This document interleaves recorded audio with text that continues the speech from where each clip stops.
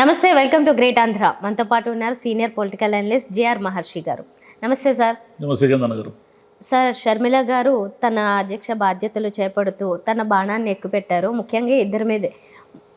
ఒకటి ఎక్కువగా జగన్ గారి మీద, ఇంకొకటి కాస్త చంద్రబాబు గారి మీద. కానీ మధ్యలో పవన్ కళ్యాణ్ గారిని అసలు ప్రస్తావనకి తీసుకురాలేదు. అంటే విమర్శించడానికి కూడా అనర్హుడు అనుకున్నారో, అట్లా అటుపండి అనుకున్నారు, లేకపోతే ఏమన్నా కొంచెం మంచి సంబంధాలు ఉన్నాయో తెలియదు. ఎందుకంటే వివాహం సమయంలో కూడా ఆయన అక్కడ కూర్చోబెట్టి నిలబెట్టి ఫోటోలు దిగడం అదే కూడా కొంచెం ప్రాతినిధ్యం ఇచ్చారు. దీన్ని ఎలా చూడాలనేది తర్వాత. అయితే ఆవిడ బాణాన్ని అయితే ఎక్కువ పెట్టడం జరిగింది. జగన్ గారినే కొంచెం ఎక్కువగా విమర్శించారు. ఎలా చూడాలంటారు దీన్ని? జగన్ గారిని, చంద్రబాబు నాయుడు గారిని ఇద్దరిని విమర్శించారు. కానీ జగన్ గారి మీదే ఆమె టార్గెట్. ఇది చాలా క్లారిటీగా ఉంది. చంద్రబాబు ఆమె టార్గెట్ కాదు. కాకపోతే కాంగ్రెస్ పార్టీ అధ్యక్షురాలిగా ఆమెకు తప్పనిసరిగా, అంటే ఎవరైనా అంటారు కదా, అంటే అన్న మీదేనా మీ యుద్ధము, టీడీపీ మీద ఏమీ లేదా, రెండు మీకు ప్రతిపక్ష పార్టీలే కదా, మీరు టీడీపీతో కుమ్మక్కు అయిపోయినారా, చంద్రబాబు ఏజెంటా మీరు అని క్వశ్చన్ ఎక్కడ రాకుండా ఉండడం కోసం ఆమె చంద్రబాబు నాయుడు కూడా కలిపారు. నామకే వస్తే అంటారా? నామకే వస్తే కలిపారు. మీరు బాగా గమనిస్తే చంద్రబాబు నాయుడుని విమర్శించి టీడీపీని విమర్శించిన తర్వాత టీడీపీ నుంచి ఏమీ రెస్పాన్స్ లేదు. రెస్పాన్స్ అంతా కూడా ఇటువైపు నుంచి ఉంది, వైసీపీ నుంచి ఉంది. మీరు ఎట్లా మాడతారు, అట్టెట్లా మాడతారు, మీరు మాడింది కరెక్ట్ కాదని రకరకాలుగా సజ్జల రామకృష్ణారెడ్డి గారి దగ్గర నుంచి అందరూ కూడా ఏదో కౌంటర్ ఇచ్చారు. సరే, ఇదంతా మనం చూస్తే ఆమెకి కాంగ్రెస్ పార్టీని మళ్ళీ పునరుజ్జీవనం చేయడము అనేది ఒకటి, జగన్ లేదా ఆంధ్రప్రదేశ్లో ఉన్న రాజకీయాలని విమర్శించడం, కాంగ్రెస్ పార్టీని పైకి లేపడము, దానికి మళ్ళీ బతికించడం అనేది ప్రాక్టికల్గా ఇంపాసిబుల్. ఎందుకు ఇంపాసిబుల్ అంటే 2 నెలలు ఎన్నికలు ఉన్నాయి. ఈమె వైఎస్ఆర్ కుమార్తె కాబట్టి ఈమె ఇంతకుముందు వైసీపీ తరఫున పాదయాత్ర అవి చేసి రాజకీయాల్లో ఉన్నారు, కొంతకాలం కనిపించారు కాబట్టి మీడియా కానీ ఇవన్నీ కూడా ఈమెకు ప్రత్యేకమైన ఇంపార్టెన్స్ ఇస్తాయి. పైగా ఈమె జగన్కి వ్యతిరేకంగా మాట్లాడడానికే వచ్చారు అనే క్లారిటీ కూడా ఉంది కాబట్టి చంద్రబాబు అనుకూల మీడియా అంతా కూడా మీరు బాగా గమనించండి. మామూలుగా అయితే షర్మిల గారు పాదయాత్ర చేసినప్పుడు కానీ ఆమె చాలా ఇంత మునుపు నుంచి రాజకీయాల్లో ఉన్నారు కదా, ఇక్కడ తెలంగాణలో కూడా ఉన్నారు కదా, ఏనాడు కూడా ఈ పత్రికలు ఎప్పుడూ కూడా ఆమెని ఫ్రంట్ పేజీలో వేయలేదు, పెద్దగా అంటే పెద్ద వార్తలు అంటూ వేయలేదు. ఈరోజు మీరు కావాలంటే చూడండి, అన్ని పత్రికల్లో కూడా ఫ్రంట్ పేజీలోనే ఉంది ఆ వార్త. ఫ్రంట్ పేజీలోనూ పెద్దగాను, అంటే ఇవ్వాల్సిన ఇంపార్టెన్స్ కంటే ఎక్కువ. కాబట్టి జగన్ని విమర్శించడము అనే లక్ష్యంగా ఆమె వచ్చారు కాబట్టి ఆమెకు ఇంపార్టెన్స్. చంద్రబాబును విమర్శించడమే లక్ష్యంగా వచ్చి ఉంటే ఆమెకి ఏం ఇంపార్టెన్స్ లేదు, అంటే మీడియాలో. ఇప్పుడు ఆమె వచ్చి కాంగ్రెస్ గురించి చెప్పారు. సరే, వాళ్ళ పార్టీ కాబట్టి వాళ్ళు ఏదో మణిపూర్లో దాడులు జరిగాయి, అవి జరిగాయి, ఇవి జరిగాయి అని చెప్పారు. ఆమె లక్ష్యం ఏమిటంటే ఈ క్రిస్టియన్ ఓట్లు సాలిడ్గా, మైనారిటీ ఓట్లు సాలిడ్గా జగన్ గారి వైపు ఉన్నాయి కాబట్టి, ఉన్నాయనే క్లారిటీ ఆమెకు కూడా ఉంది కాబట్టి వాటిని డిస్టర్బ్ చేయడము అనే ఒక ఆయుధాన్ని నిన్న వదిలేరు. మీరు గమనిస్తే వాటిని డిస్టర్బ్ చేయడం అనే ఆయుధం ఏమిటంటే, ఒకటి మణిపూర్లో క్రైస్తవుల చర్చలు వీటన్నిటి మీద ఎప్పుడు జరిగింది, అది మణిపూర్ది చాలా కాలం అయింది, ఇప్పుడు ఏమి ఎత్తుకుంది. కానీ మణిపూర్ దాడులు ఇవన్నీ చెప్తూ ఉండి ఇక్కడ జగన్ దాన్ని ఏమీ ఖండించకుండా, దాని గురించి మాట్లాడకుండా ఉన్నారు అంటే ఆయన ఏమి క్రైస్తవులకు అనుకూలురు కాదు, మీరు జాగ్రత్తగా గమనించండి అని ఏదో ఒక రకంగా ఆ ఓట్లు చీల్చడం అనేది ఆమె లక్ష్యం. ఆమె సెక్యులర్ పార్టీలో ఉండి మతాలు వీటి గురించి ఆమె సెక్యులరే అంటూ ఉంది. కాంగ్రెస్ ఉంటేనే సెక్యులర్, అంటే అన్ని మతాల వాళ్ళకి రక్షణ అనే పాయింట్ మీద మాట్లాడుతూనే ఇక్కడ ఏమిటంటే ఆమె లక్ష్యం మైనారిటీలను వైసీపీకి దూరము చేయడం ఎంతో కొంత. ఇలా మాట్లాడుతూ ఉంటే ఏమవుతుందంటే, ఇప్పుడు ఈమె బీజేపీ ఏజెంట్ జగను అన్నారు, అంటే టీడీపీని కూడా అన్నారు అనుకోండి, అది వ్యాలిడ్ పాయింటే. ఎలా వ్యాలిడ్ పాయింట్ అంటే, వీళ్ళిద్దరూ కూడా చంద్రబాబు నాయుడు, జగన్ ఇద్దరూ కూడా బీజేపీకి అనుకూలంగానే ఉన్నారు. వీళ్ళకి సంబంధించిన రాజ్యసభ కానీ లోక్సభలో ఉన్నటువంటి మెంబర్లందరూ కూడా బీజేపీకి ఏ సందర్భంలోనైనా ఎప్పుడు అవసరం వచ్చినా బీజేపీకి ఓటు వేయడానికి సిద్ధంగా ఉన్నారని ఈ 5 ఏళ్లలో మనకు తెలిసిపోయింది. కాబట్టి వీళ్ళిద్దరూ బీజేపీకి అనుకూలంగా ఉంటారు కాబట్టి మైనారిటీలారా జాగ్రత్తగా ఆలోచించండి, మీకు కాంగ్రెస్ మాత్రమే రక్షణ కల్పిస్తుంది అనేది ఆమె వాయిస్, పైకి వినిపిస్తున్న వాయిస్ అయినప్పటికీ ఇన్నర్ వాయిస్ ఏమిటంటే జగన్ కూడా బీజేపీ ఏజెంటే, మీరు మైనారిటీలు అమాయకంగా వైసీపీని నమ్మి మైనారిటీలంతా క్రిస్టియన్లు ముస్లింలు జగన్ వైపు గనక ఉంటే మీకు జరిగేది నష్టమే, అతను బీజేపీ ఏజెంటే అని చెప్తున్నారు ఆమె. అంటే ఆమె ఉద్దేశం ఏమిటి, వీలైనంత వరకు వైసీపీ ఓట్లని వైసీపీకి పడకుండా చేయడం. కాంగ్రెస్కి ఎలాగూ పడవు అవి, కాంగ్రెస్కి ఆ ఓట్లు డైవర్ట్ అయ్యి ఏదో రాజకీయ సమీకరణలు మారుస్తారు అనేది అబద్ధం. ఎందుకు అబద్ధం అంటే కాంగ్రెస్ ఏదో ఉంది కాబట్టి ఆ మాత్రం మీడియాలో కొంత కాంగ్రెస్ అనే దానికి ఏదో కొంత ఇంపార్టెన్స్ వచ్చింది. కానీ అదే రఘువీరారెడ్డి ఇంకొక ఆయనో మాట్లాడి ఉంటే ఏమీ ఉండేది కాదు. ఏదో సింగిల్ కాలం వార్త అంటే మీడియా అయినా టీవీల్లో అయినా కూడా దానికి ఏమి ఇంపార్టెన్స్ లేదు. ఈమె వచ్చారు కాబట్టి ఆ కాంగ్రెస్ పార్టీకి ఇంపార్టెన్స్ ఒకటి. ఇంకోటి ఏమిటంటే ఈ వెనక ఉన్న వాళ్ళందరినీ మీరు ఒకసారి అబ్జర్వ్ చేయండి, వాళ్ళంతా ఓల్డ్ హార్సెస్, ఇప్పటి రాజకీయాల్లో వాళ్ళు వర్కౌట్ గారు. వాళ్ళందరూ మళ్ళీ రేపు టికెట్లు పెట్టుకొని నిలబడతారు. వాళ్ళంతా మాజీ మంత్రులు కావచ్చు, ఒకప్పుడు మంచి నాయకులు కూడా కావచ్చు.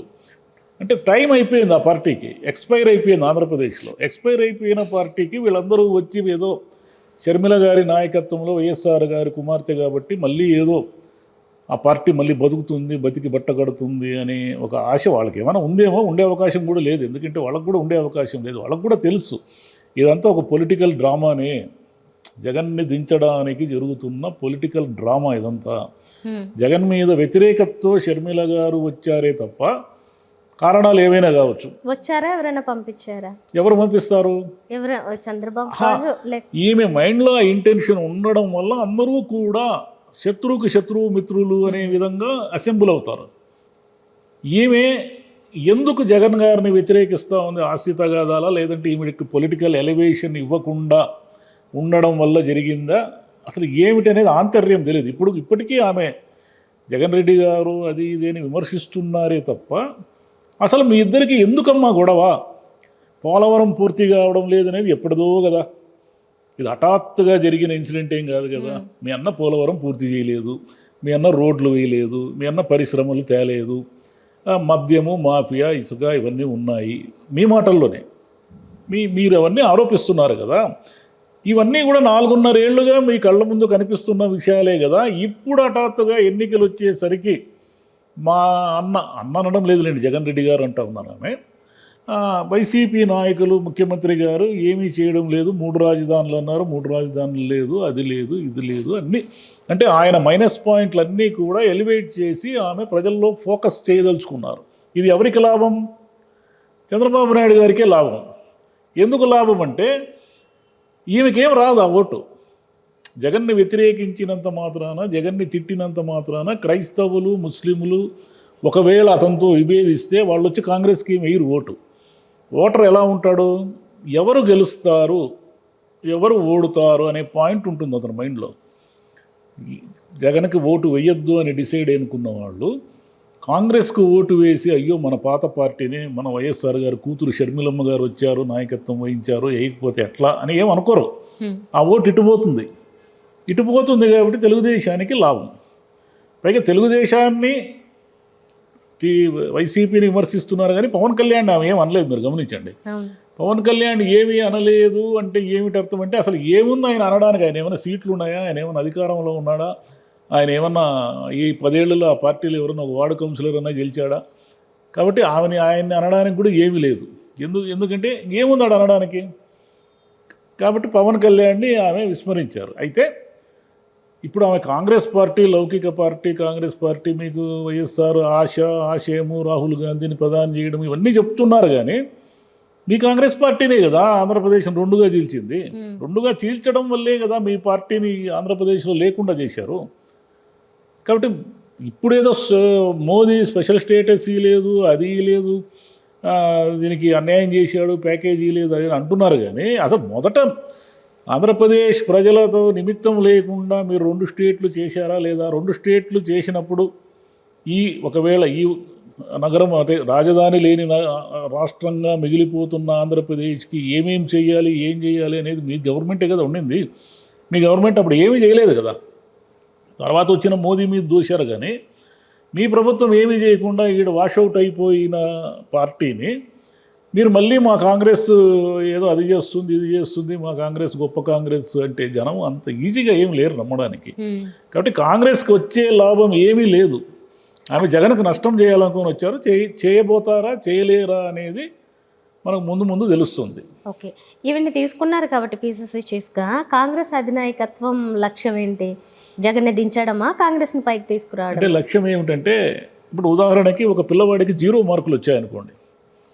0 మార్కులు వస్తున్న ఒక పిల్లవాడికి ఒక టీచర్ వచ్చి 1 మార్కు స్టూడెంట్గా మార్చింది అనుకోండి, సింగిల్ డిజిట్ స్టూడెంట్ అనుకోండి, అది దాన్ని మనం బెనిఫిట్గా చూడాలా, లాస్గా చూడాలా, ఏం చూడాలి? అలాగే 0 ఉన్నటువంటి కాంగ్రెస్ పార్టీకి ఈమె వల్ల ఎంత లాభము జరిగితే అంత.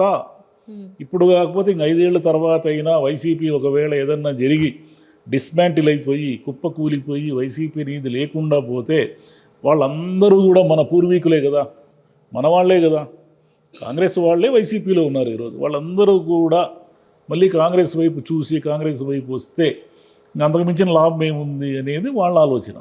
కాంగ్రెస్ పార్టీ ఏమంటే అనేక తప్పుదాలు చేసి చేసి చేసి ఈరోజు సెంటర్లో కూడా లేకుండా పోయింది ఆ పార్టీ. కేవలం స్వయం కృతాపరాధాల వల్ల పోయింది ఆ పార్టీ.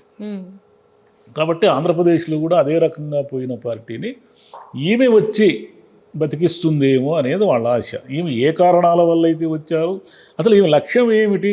ఆమె యుద్ధం చేయదలుచుకుంటే ఆంధ్రప్రదేశ్లో చేయకుండా తెలంగాణకి ఎందుకు వెళ్ళారు? ఆమె ఏమంటారంటే ఒక నియంతను కూల్చడానికి వెళ్ళాను అంటారు. ఆయన నియంతే అయితే ఆయన్ని కూల్చడానికి ఇక్కడ ఉన్నవాళ్ళు సరిపోతారు. ఈమె పాదయాత్రలు ఇవి చేయడం వల్ల మన కేసీఆర్ వ్యతిరేకతను ఎంతో కొంత ప్లస్ చేసి ఉండొచ్చేమో, కానీ ఈమె ఒకవేళ నిలబడితే కేసీఆర్కి వచ్చే ప్రయోజనము లేదు, రేవంత్ రెడ్డికి జరిగిన నష్టము లేదు. ఎలాగూ కాంగ్రెస్ వైపు అనుకున్నారు కాబట్టి కాంగ్రెస్ను గెలిపిస్తారు.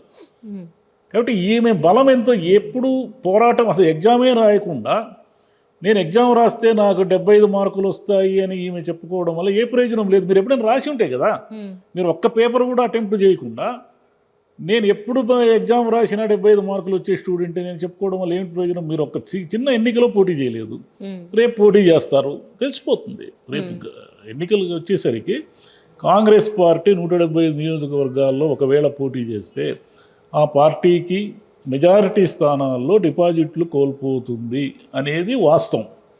దీన్ని తిరగరాస్తే షర్మిల గారు గొప్పవాళ్ళే.